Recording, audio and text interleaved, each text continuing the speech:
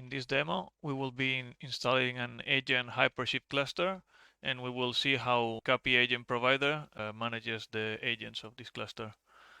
For this, we will need a hub cluster already provisioned. In this case, I already have it provisioned, but in case you want to do it, in the README there is the information on how to do it. Well, in the hub cluster, we need Hive, we need assisted service, and we need the Hypershift operator running. And now we will start with our demo. We will be setting some variables that we will be using, namespace, cluster name, blah, blah, blah. We'll have an alias for a Hypershift, so we can always use the latest image. We'll create a namespace for cluster, full secret, and we need an inframe. You can see that the ISO is already created. Now we will be creating the BareMetalHosts that will run this discovery ISO, and thus will register agents in the cluster. So we can launch here some loop to see how the agents are popping up. By the way, I forgot to say that we have the BareMetalHost with the inframe that we're using. This is why they are registering already automatically. They're creating the agent. We can see that the first agent appeared already.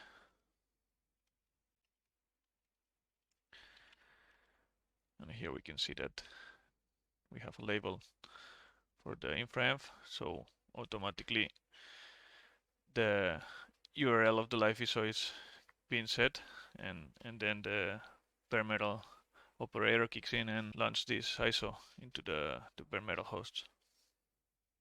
Get the inframe into a environment variable that we will be using, the inframe ID. Okay, we have all 4 agents. Let's create a cluster. So we're creating an agent type Hypershift cluster, and well, we're associating it with the infra ID that we just got. So now let's go and wait for all the components of the cluster to start up.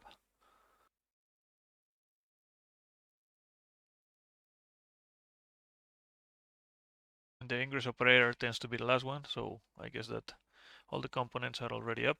I speed up this a little bit. I will be doing this during the demo, so we don't have to be waiting for while things are provisioning. So, okay, everything seems to be up and running. Let's get proper kubeconfig that we can use. Okay, now we have a couple of contexts. One context for the hub, another context, it's the Hypershift cluster.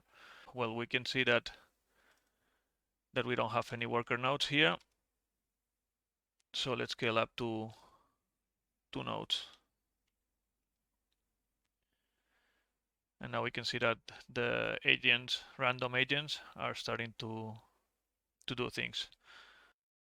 We have one agent marked already as added to existing cluster, the other one too.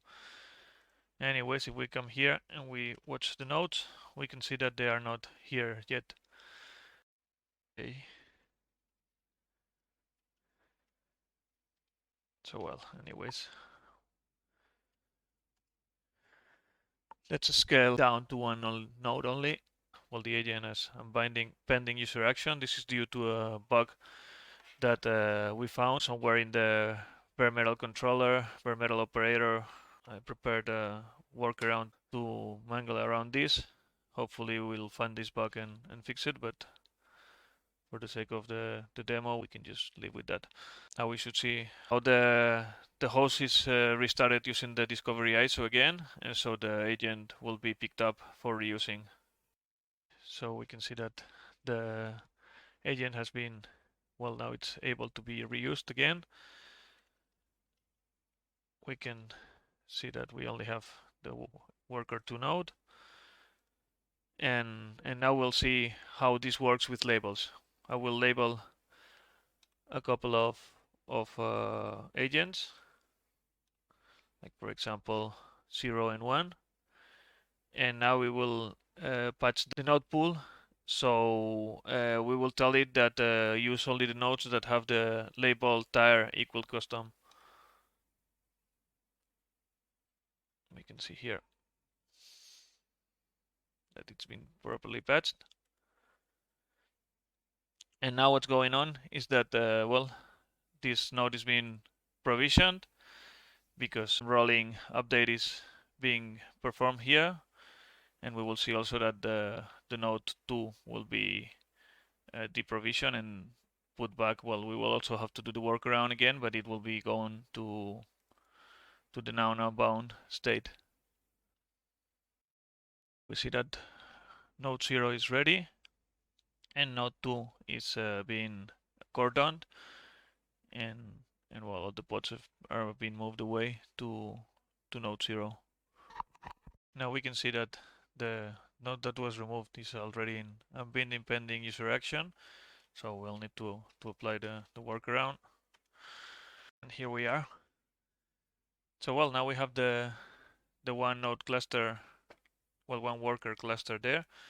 As we have labeled also extra worker 1, we could scale up to 2, and we should be seeing that extra worker 1 is the one that gets picked up for the next worker node. We can see already that it's binding. So well, we'll wait for the provision to finish, but this is how this works.